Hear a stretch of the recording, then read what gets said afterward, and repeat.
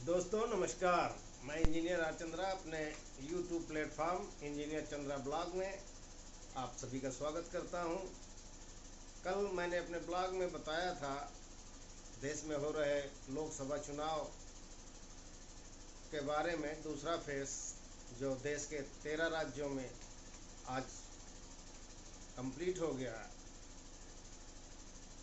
कल 13 राज्यों में से 12 राज्यों का मैंने डिटेल में कौन कौन सी सीट है किस राज्य में जिस पर दूसरे चरण में चुनाव होना है उसके बारे में डिटेल से बताया था। आज मैं स्पेशली केरल के बारे में डिटेलिंग करूंगा क्योंकि उसमें मैंने सारे डिटेल में केरल की कौन कौन सी सीटें टोटल हैं, टोटल 20 सीटें हैं, तो उनमें से उनके नाम नहीं बताए थे। आज मैं डिटेलिंग कौन कौन सी सीटें हैं बताने जा रहा हूँ। उम्मीद है आप लोगों को पसंद आएगा, और साथियों यदि पसंद आए तो प्लीज़ लाइक करिए, अपने दोस्तों में शेयर करिए और सब्सक्राइब भी करिए ताकि हमारा उत्साह बढ़ सके। साथियों, आज सेकेंड फेज में पूरे देश के 13 राज्यों में 88 सीटों पर चुनाव संपन्न हो गए। इन 20 सीटों में जो विशेष तौर पे बताने की ज़रूरत है, सबसे पहले तो 2019 की क्या स्थिति थी। 2019 में UDF, United democratic alliance front, UDF कहा जाता है, जो कांग्रेस, मेनली कांग्रेस प्लस सीटें हैं, जिसमें कांग्रेस है और आईयूएमएल है, इंडियन यूनियन मुस्लिम लीग, आरएसपी है और केरल कांग्रेस एम। तो यूडीएफ में ये जो गठबंधन है कांग्रेस प्लस का, तो Congress plus IUML plus RSP plus Kerala Congress M. और इसी तरह एलडीएफ है जो लेफ्ट फ्रंट होता है, उसमें सारे कम्युनिस्ट पार्टियों का गठजोड़ है। और तीसरा एनडीए जिसमें बीजेपी खास करके।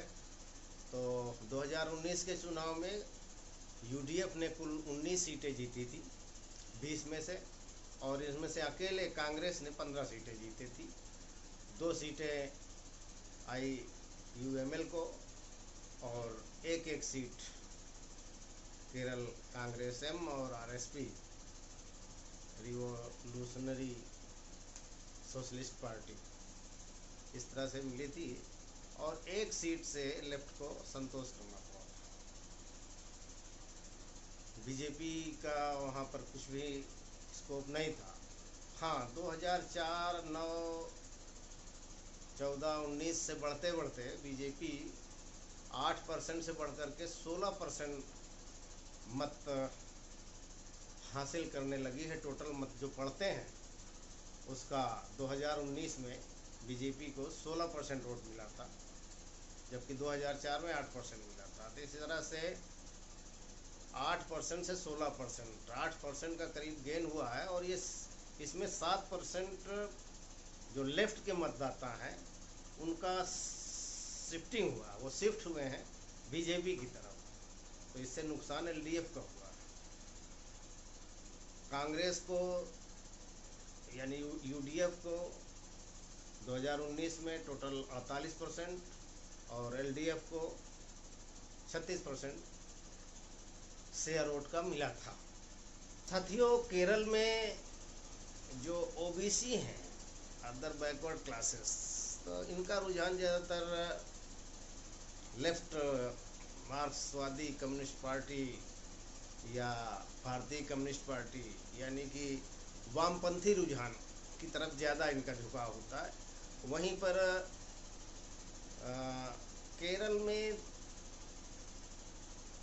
3-4 ग्रुप हैं वोटिंग का। जैसे वहाँ नायर समुदाय है, तो नायर समुदाय का में बीजेपी ने बहुत अच्छी फाइट कर ली है, जबकि ये सब पहले लेफ्ट के साथ थे, लेकिन अब नायर में काफ़ी ज़्यादा बीजेपी का होल्ड हुआ है। और दूसरा वहाँ पर समुदाय है जो एझावा नाम से है, और तीसरे अल्पसंख्यक मुस्लिम, और चौथे क्रिश्चियन ईसाई। ये 4 समुदाय करके वहाँ पर वोट बैंक है। नायर समुदाय को अगर देखा जाए तो इसमें सबसे ज़्यादा बीजेपी को 43%, कांग्रेस को 37% और लेफ्ट को 20%। 20% शेयर लेफ्ट के पास रहता है नायर समुदाय में।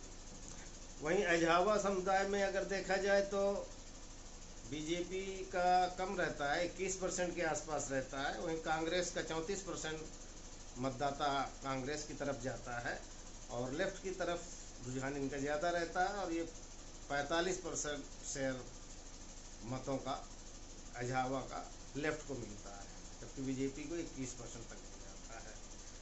अल्पसंख्यकों में कांग्रेस का होल्ड ज़्यादा है, खास करके मुस्लिम 70% अल्पसंख्यक वोट कांग्रेस की तरफ जाता है, जबकि लेफ्ट को 25% तक मिल जाता है। बाकी 5%, 3%, 4% बीजेपी की तरफ जाता है। ईसाइयों में कांग्रेस 65%, 65% का स्टैक ले जाती है। वहीं पर बीजेपी को वही 5% के आसपास, और लेफ्ट को 30% शेयर मिलता है। तो ईसाई समुदाय और अल्पसंख्यक मुस्लिम समुदाय में कांग्रेस का अच्छा होल्ड है, 70% और 65%। वहीं पे नायर समुदाय में बीजेपी को अच्छा होल्ड है, जो लगभग 45% के आसपास है। तो ये वहाँ के जो समुदाय हैं उसके आधार पर जो शेयर बनता है मतों का, वो है। और ओवरऑल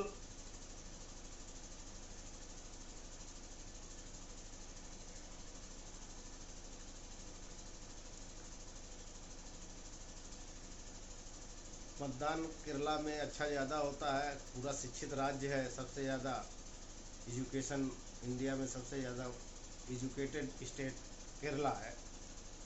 तो ये है पूरा वहाँ का सामाजिक सिनेरियो, ग्रुप्स ऑफ मतदाता। और इसमें केरल के चुनाव में खास बात यह है कि कांग्रेस पार्टी के पूर्व अध्यक्ष राहुल गांधी वायनाड से चुनाव जीते थे 2019 में, और वो केरल में पड़ता है। तो केरल की वायनाड सीट से राहुल गांधी इस बार फिर मैदान में थे, और उनके साथ अगेंस्ट में चुनाव लड़ने वालों में लेफ्ट की एनी राजा, और बीजेपी से वहाँ के केरल बीजेपी के अध्यक्ष के सुरेंद्रन जी जो है मैदान में थे। दूसरी सीट तिरुवनंतपुरम। तिरुवनंतपुरम में कांग्रेस के शशि थरूर जी, वो लगातार वहाँ से जीतते हैं, 14 में भी, 19 में भी, और इस बार फिर वो मैदान में थे। और शशि थरूर जी के अगेंस्ट में लेफ्ट और बीजेपी दोनों ने अपने अपने प्रत्याशी उतारे हैं। शशि थरूर अच्छा उनका होल्ड है वहाँ पे तिरुवनंतपुरम में, ऐसा लोग बताते हैं।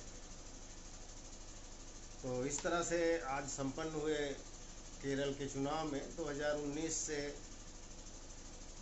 इस बार थोड़ा सा फर्क ये पड़ने की संभावना लग रही है कि इस बार कांग्रेस का होल्ड और बढ़ा है। राहुल गांधी की भारत जोड़ो यात्रा और भारत जोड़ो न्याय यात्रा जो निकाली है उन्होंने, तो उसकी वजह से मतदान का दक्षिण के राज्यों में प्रभाव काफ़ी पड़ा है। और केरल में इस बार कांग्रेस 15 से ज़्यादा सीटें, पिछली बार 15 जीती थी, तो इस बार 15 से ज़्यादा, कुल मिला के 17 सीट तक इस बार कांग्रेस के जीतने की पूरी संभावना है। और हो सकता है कि एक सीट या यह भी हो सकता है कि 2 सीट लेफ्ट को जाए और 1 या 2 सीटें हमारे अन्य सहयोगी जो हैं कांग्रेस के उनको जाए। वैसे इस बार ज़्यादा उन्होंने सहयोगी बनाए नहीं।